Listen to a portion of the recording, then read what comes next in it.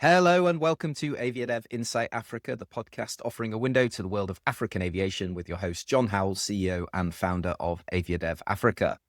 Today, we are focusing on airports and the hot topic of improving non-aeronautical revenues.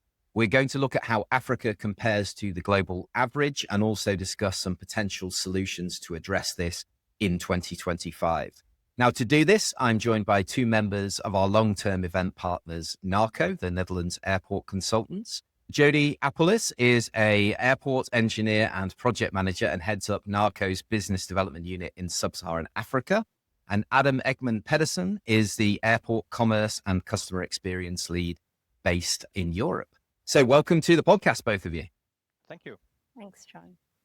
Fantastic. It's great to have you with us. And obviously, Jody and I were together in person at the ACI conference in Arusha last week. So that was quite exciting. But I want to start with you, Adam, and I just want to start with a brief explainer for those who are new to the topic, really, on the difference between aeronautical and non-aeronautical revenues and some of the typical items that would fall into each bucket. So just take us through that from a theory perspective as we start the session. Thank you, John. A very high-level description.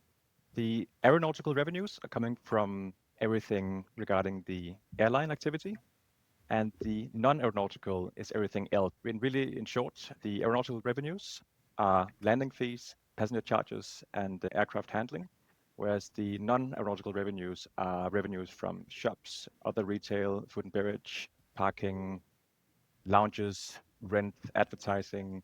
So everything not directly linked to the activities from the airlines. Yeah, and we have a little bit of a split as well, even within the non-aeronautical, which is, and we've talked about this with NACO on previous podcasts, which is non-passenger revenue and obviously passenger-affected non-aeronautical revenue. Now, the reason that's so important is, of course, what happened in COVID when we had no passengers, and those airports that did have some revenue coming from the non-passenger related revenue were a bit more resilient, massively more resilient than those that were completely reliant on something like duty-free or car parking, which of course has to have customers using those facilities to make you money. If you've got rent coming from real estate, etc., you've also got that side of it as well. But yes, broadly speaking, we split into the two buckets. And I think what's really interesting, which hasn't changed, the needle is moving slightly, but can you explain to us, Adam, how Africa compares to the global average in terms of the ratio between non-aeronautical and aeronautical revenues? Yes, definitely. The African continent have a slightly higher dependence on the aeronautical revenues. So currently the share of the revenues coming from aircraft operations are roughly 70% in Africa, whereas the global average is around 54%. So a slightly higher reliance on airline from the airport's perspective and less on the other commercial activities in the airport. So currently we do see that 24% of the revenue on average comes from non-aeronautical activities in Africa. And this indicates that the dependence, as I said before, is really on the airport airline relationship, which also makes it quite fragile in a way, but also indicates that there is room for a broader commercial offering and a more equal distribution of revenues. Yeah, absolutely. I think there'll be airlines listening to this sort of thinking, what's this got to do with us? But obviously, if you can increase the amount of non-aeronautical revenue, decrease the dependence on the airlines having to be charged high fees or charges in their opinions. And that is something we're going to come to the reasons for this in a second with Jody. But just before we do that, I just wanted to dive a little bit deeper because we've done this amazing infographic, which of course is there. You can click through on the link in the show notes. We're publishing it on social media as well. Have a read of it, digest it, because this has been created by the NACO team in association with us to really point out exactly where we stand today in 2025. And it'll also form the basis of Jody's session at the event. But let's talk about the duty-free specifically, because actually duty-free outperforms the global average in Africa. And my question, Adam, to you is, does that indicate that there's a lack of decent alternative shopping and everybody just buys what they buy from duty-free? Or is it that duty-free is just really strong and really good and big and well publicized in the African market? There are many likely reasons for this high share of the revenue coming from duty-free, but I would say that it definitely indicates that there is strong demand for international brands and goods in tax and duty-free shops amongst the travelers in Africa. It could also just indicate that the value of the duty-free shops simply resonates more strongly due to perceived price levels elsewhere. But as you say, it could also indicate that the retail offering in the African airports and areas is more focused towards the typical airport shops, which is duty-free with liquor, tobacco, confectionery, and so on, and less on other specialty retail within the airport terminal. Yeah, we'll come to this and some of the changing attitudes and obviously what people are looking for from an airport experience. And I think there's huge opportunity here. But bringing you into the conversation, Jody, Adam's sort of run us through some of the key elements here in the infographic. But broadly, whilst every case is different, it's very difficult to talk about Africa as a whole. What are some of the potential reasons for what we're seeing in this infographic in terms of the performance of the non-aero versus the aero, the duty-free dependency, etc.? What are you seeing from the interactions you're having with your partner airports? Yes, Dean John, I was telling Adam that I was chatting to my husband about how he approaches his airport experiences, which is very different to how I approach mine. And indeed, he enjoys wandering through the duty-free shops. He enjoys seeing the international brands. He enjoys looking at the different prices compared to, let's say, goods we have back home. So whereas as I mentioned before, like I like to get from point A to point B a little bit as fast as possible.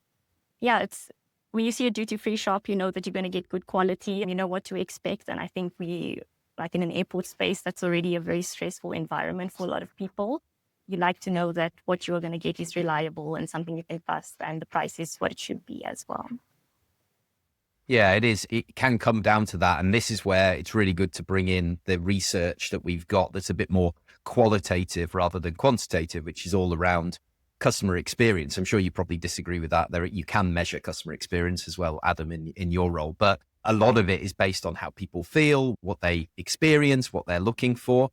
And I suppose the question here, coming back to you, is how can the experience be improved and what role does it play in actually developing non-aeronautical revenues? Is there a correlation between the customer experience and the amount of non-aeronautical revenues that an airport can achieve? Absolutely. ACI made an equation based on research years ago, which proved that a 1% increase in satisfaction equals a 1.5% increase in revenue coming from non-aeronautical sources. So it basically means that satisfaction is equal to revenue. And of course, that's something airports definitely have to keep in mind when they consider the resources and investments they're willing to spend on the experience, because a good experience is essentially equal to higher satisfaction. So in that sense, it is related completely. And you see the same with investing in the experience is also equal to getting a better situation in terms of competition. So the good example that I found during my research here is Dakar Airport that won the ASQ award for the best departure experience in the region. And even though it's a small airport, they do have high ambitions. And of course, being highlighted as a leading star a guiding star within the experience is also a way for airlines to see that you are there and that you want to treat their passengers well.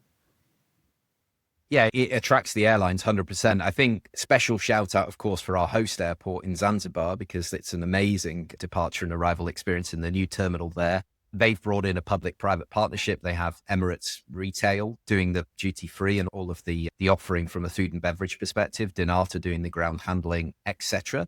It doesn't mean that is the gold standard, but it won, I think, an ASQ award as well for a particular size. I've been to Dakar as well. That's great. And just sticking with you just for a second, Adam, in terms of some of the key aspects that really impact customer experience, what are the things that customers point to where they say, hey, do you know what? This made my experience more pleasurable. What kind of things have we got that are on that list? Top of my head is to be aware of your pain points. So that's usually some of the more critical processes, such as security, check-in, immigration, all these it's proven that these touch points in the journey, they trigger your stress levels. So for an airport, it's really to find a way to reduce these stress levels, especially regarding security, the top stressor. And the way to reduce stress levels could be to simply be transparent about queuing time, so that at least the passenger knows how long he or she is supposed to wait. But also the focus on behavior, because for many people, going through security is not very pleasant, and staff behavior can really make a big difference there. So I think being aware of the pain points in the journey is great, and then from there you can also start looking at mapping the entire journey to see where can we as an airport add value for the experience. And here is a good way for airports here is to look at the dwell time, so the time that the passenger spends after security, after all the critical processes. How can that time be maximized, both in terms of the passenger's satisfaction, but also in terms of the possible revenue that the airport can get from the passenger whilst they're there?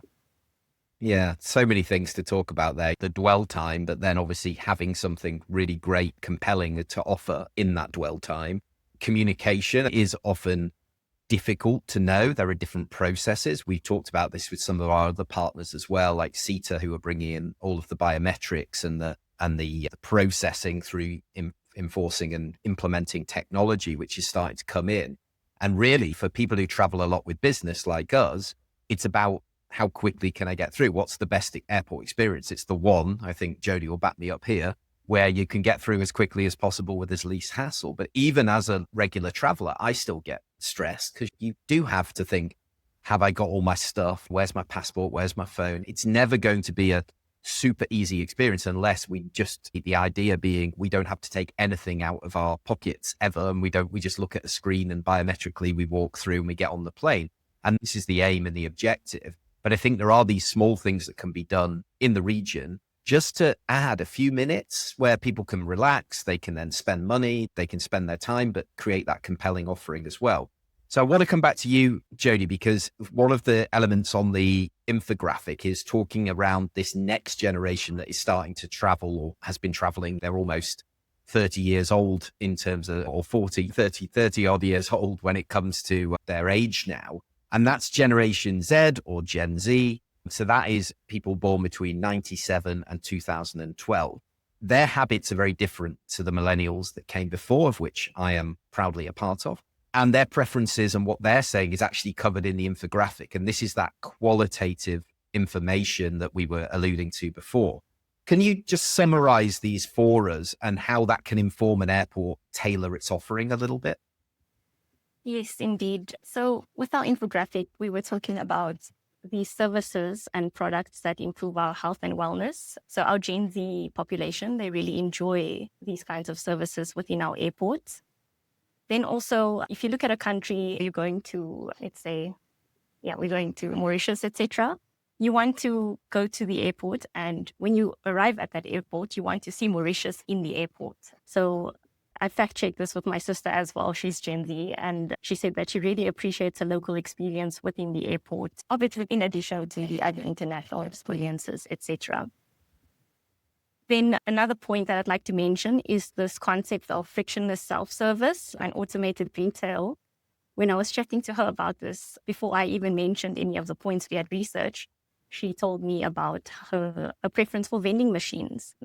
And I was telling Adam about it. It's just this, you go to the vending machine, you choose what you want, and it comes out. There's no human interaction. You pay for it. It's a very seamless, smooth, frictionless interaction, which is apparently very popular then with Gen Z as well. And then lastly, new types of airport experience such as sleeping pods, gaming centers, and wellness facilities, which aren't necessarily that popular yet with our older generations, if I can call it that. We find that the Gen Z and millennials, etc., they're a little bit more open-minded and maybe even in need of these kinds of facilities for whatever reasons they are traveling for.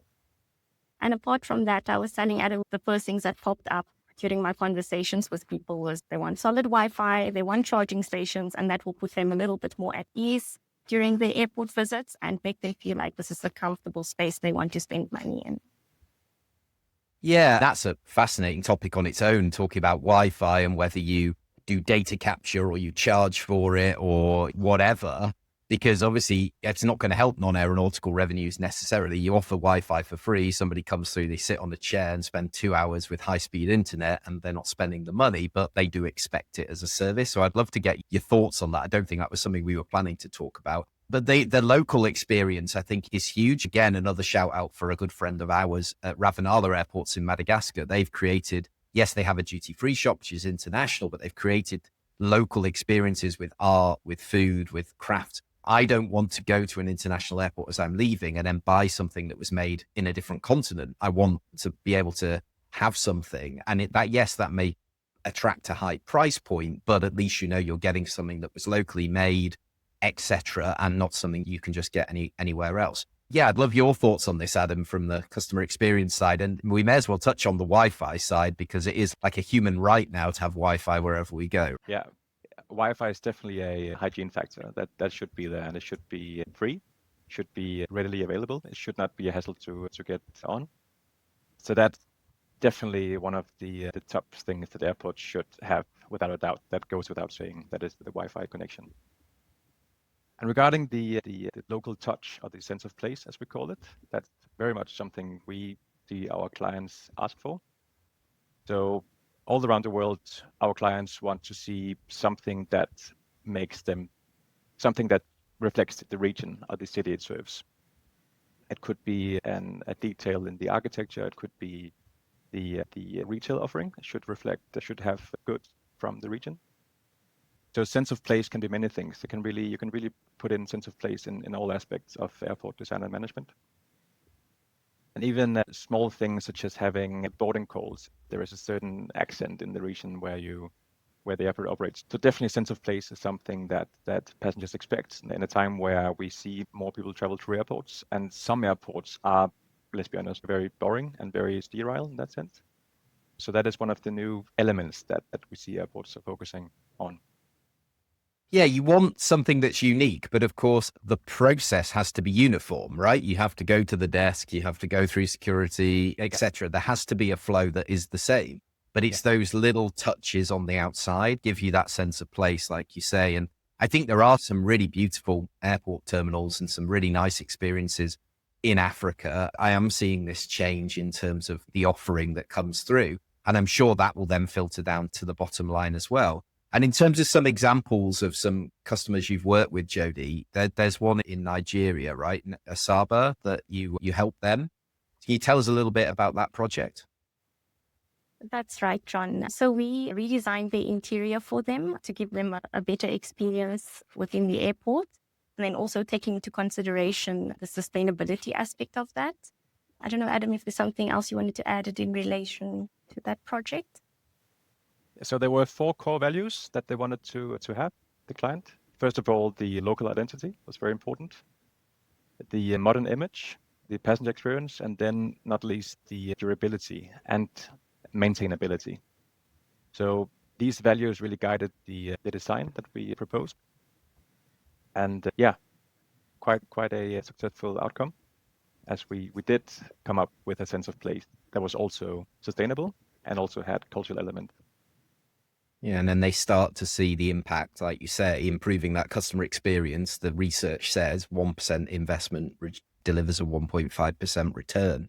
So it isn't just a nice thing to do. It is a great business strategy, and it's a great commercial strategy for airports. And then we can change this ratio, and that takes a bit of pressure away from the airlines. This is what we all want, the same thing, which is more affordable air travel. More people can then travel. We can stimulate a whole new market, and we're not all fighting over the same few travelers, because in Africa at the moment, a lot of the traffic is people who are repeat travelers who want Jody's experience, where they just want to get through as quickly as possible. It's not a new experience. They're probably not the best customers. You want people who want the dwell time, are in a good mood, they're going on vacation or it's their first trip, and they're much more willing and able to spend. I just get that feeling when I'm in an airport that I feel like I'm more likely to spend money because I'm going somewhere and I've got purpose. It's different to being in a shopping center or even a train station. I think there's almost an ambience and a feeling that you get where people are less reluctant to spend their money. So I think definitely. And I think the other thing, just to finish off with you, Adam, and you've done some work obviously around the world as well. And there's an interesting example in the Netherlands there. But the one thing that makes it very different in other parts of the world is there is competition for the same passengers. Whereas in Africa, often there will be one airport for that region. So you can't say, oh, I won't fly through that one, I'll fly through this one. Whereas in Europe, in London, there's multiple airports that you can choose to fly from, depending on where you're going, etc. And sometimes then customer experience is the differentiator between, oh, I'm not going through that airport, I choose to go to a different one because the airport experience is better. So talk to us a little bit about that side of things as well. Yeah, as you say, in Europe, we have quite a mature market in terms of the airport coverage. And the one project I did mention was Rotterdam Airport, which is just south of Amsterdam. It's quite a small airport compared to the big brother Schiphol. So it serves around 2 million passengers per year. And they've realized they have to stand out with the experience, because the only way they can attract passengers is by providing an experience that is more compelling than Schiphol. And they have realized that the sheer size of Rotterdam Airport results in a less stressful experience. And just the way from the curbside to the airplane door is very short, which is why some people want to spend more money. But I think this can still be applied to other contexts, that really realizing the assets, what are the unique selling points for an airport? And they may not always be clear for airports unless you sit down and actually look, okay, what are we doing that the competing airports are not doing? It could be size, could be the short walking distances, could be connectivity to and from cities it serves. And yeah, so really trying to highlight in terms of the experience, what is unique, what is something that our competitors cannot do in the same way. I think that's just great advice generally for anything that you do. You look at what your competitors do and then you say, how are we different, and how do you turn that into something as a competitive advantage? We had the experience last week in Kilimanjaro Airport, Jody. What a beautiful airport. The way it's designed, the gardens are gorgeous, the views are amazing, it's very calm, it's very easy. There's one security scanner to go through, and then you're in the departure area. And it's got lots of local offerings there as well. My experience there was lovely. It was a really nice airport experience. And yes, okay, we need to go through these huge hubs. But to Adam's point, the small ones, they do have advantage as well of speed of process. I just wanted to close out by asking about how NACO can support any airports in the region and beyond with improving their share of non-aeronautical revenues. Yeah, definitely. We have a few different services linked to customer experience. Just a point I want to make is that we regard the retail and food and beverage offering as part of the customer experience. I know in some airports, two very different departments dealing with the retail and the experience, but in my head it should be the same, because it's the same passengers, it's the same journey, and the dwell time, which is the golden moment for airports to try and extract more revenue out of the passengers, is essentially part of the experience. So we do all kinds of experience mapping, blueprint of service, benchmarking, but also we do help airports assessing the maturity of the current experience. This is what we did in Rotterdam Airport. And they have very high ambitions for the experience. They have a very clearly formulated strategy about the field, but the execution is always the one that, you may have a strategy, but the execution is another thing. And so we basically help them to identify the gaps between the strategy and how it currently is, and also the people working with experience management, how they are seeing the current situation and what their challenges are. So we helped Rotterdam Airport with a roadmap with some very clear advice on how to change certain things in the operations, or how to change a few things in the operational layout to make the experience flow better.